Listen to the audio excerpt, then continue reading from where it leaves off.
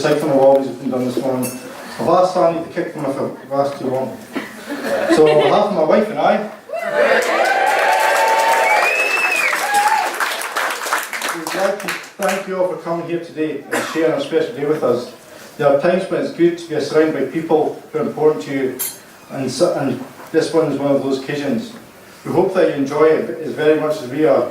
We'd like to thank you for all the wishes and cards and presents and support over these last couple of months. I must say we've been really impressed with the number of people that have rallied around to help as well in preparation for today. If you're not mentioned by name, and that's most of you, please be sure that Sandy and I are very grateful. Today so far has been a day beyond my wildest dreams. They say you don't marry someone you can live with, you marry the person you can't live without, which is very true with Sandy. I thought I prepared myself right for today, but nothing could have prepared me for this. I was suddenly walking down the aisle. I thought my legs were going to get way underneath me. Never have I seen her looking so beautiful.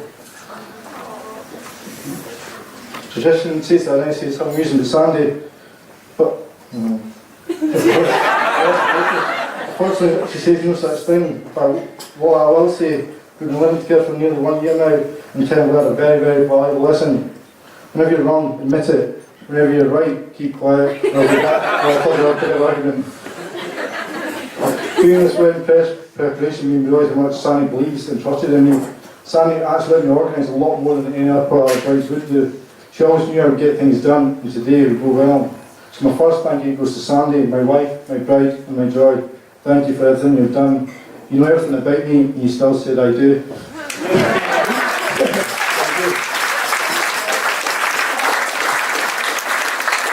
I'd like to say a special thank you to Sandy's mum Christine and her brother Michael for their generosity in helping today's event.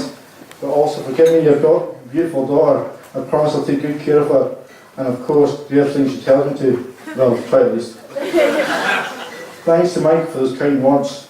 I know it must have been hard for you today, although when it came to walking down Sandy down there, I'm sure I saw you running.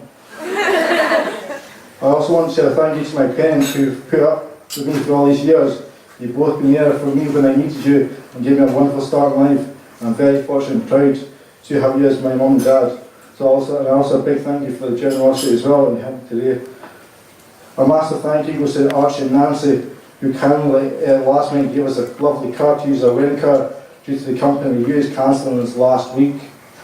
And a big thank you goes to Jenny Golder for spending so much time in making these unique bouquets and lapels for our wedding. They're absolutely amazing. Me and Sandy are truly grateful to you. Another big thank goes to Jules for all the hair, the bridal hair today, and for Ali for actually fixing me and giving me hair for the first time I have in 10 years. Not many folk know this, but I have alopecia. Another big thank you goes to Kathy for the amazing flowers she's done for the church as well. And also a big thank you to Lucy for giving her spare time in the makeup for the bridal party as well. And that big thank goes to Les and bar staff for tonight. I'm sure you'll do a superb service. And also Barnett's as well. Hope the meal's good as well.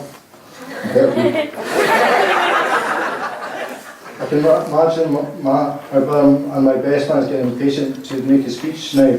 Now many people don't know this, but Matt suffers from a medical condition which causes him to invent stories. He really does believe these stories are true, especially about me as well. So thank you for tuning into my speech. I'd also like to thank you to the bridesmaids. Thank you for getting Sandy all ready and Cameron and Nurse and helping today. I'd also like to thank you for getting her to the church in one piece and actually on time. You've done an amazing job, all of you. So now I'd like to thank my best man, Masters, for all the continued support you've shown both me and Sandy with the wedding preparations. I'm sure Sandy would like to thank you for turning me back in one piece after the memorable stag day he's put on for me. That was some weekend, boys. My last thank you goes to Dave for not only playing in church but also playing for us tonight. Me and Sam really appreciate so much you've done for us, and thank you for the preparations in this wedding as well. Well, that's me, but before I pass on to my best man, friends and family, please stand, lift your glasses and join me in a toast to the bridesmaid and all the people who made this day special for us. Thank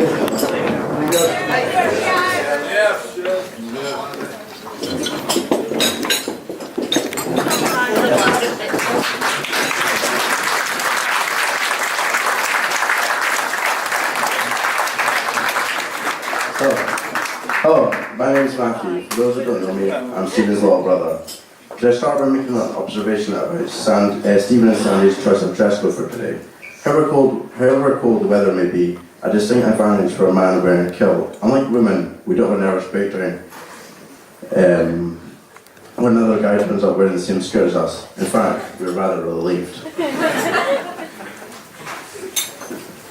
I would just like to thank family, friends, and those of you at the back who don't have a clue who you are for coming. The day has truly been fantastic, and I'm sure you will agree. I'd just like to thank everyone who has made this day possible. We couldn't have done it without you. Moving on. Loyal, caring, sincere, a great man. But that's enough about me. I'm here to give a speech about Stephen. As part of my research, I found that I'm supposed to sing the groom's praises and tell you all about his many good points.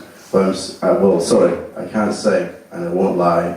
I can only say in my defence we share the same sense of humour. So if this speech is any way unfunny, please blame him. Growing up with Stephen as a big brother was certainly interesting. Being the golden child, I watched Stephen get in trouble for most things I actually did. Stephen was always up to mischief or damage. I never knew the difference. Being a great lover of squash, he was always over at the local course. But the game said Stephen to go on all late into the night or where it lasted all weekend. Must have been a nail biter or a game. From the onset, I was always the favourite, and Stephen was deemed something of a wild child. I hate to admit it, but if we hadn't been brothers, he's the sort of child that I would have been told not to play with. Let's just hope he lasts longer than he did on his start night. I mean, he was put to bed by 10:30 on the first night. As Stephen's little brother, I'd like to welcome Sandy to the film family. I would like to say how truly gorgeous you look today. For all that know Sandy, you'll know that she is a caring and wonderful person that deserves a fantastic husband. Thank God Stephen married her before she found one. Sandy, it's obvious to me you and Stephen are perfect for each other. I just want you to remember one thing. If Stephen says something that can be taken two ways, one way makes you sad or angry, he meant the other way, and if the other way makes you sad or angry, well, sorry Stephen, you can take yourself out of that one. But all jokes aside, Stephen will be a loving, loyal, caring husband to Sandy. Never has he strayed, well, apart from that one time he was put in bed by someone else. But don't worry Sandy, that was just the taxi driver on his stag do. You've got no idea how excited I am to be here today and how much I've been looking forward to it, because all the time I've known Stephen, 20 years unfortunately, he has finally admitted I am the best man. So if you all raise your glasses to the universe and my sister,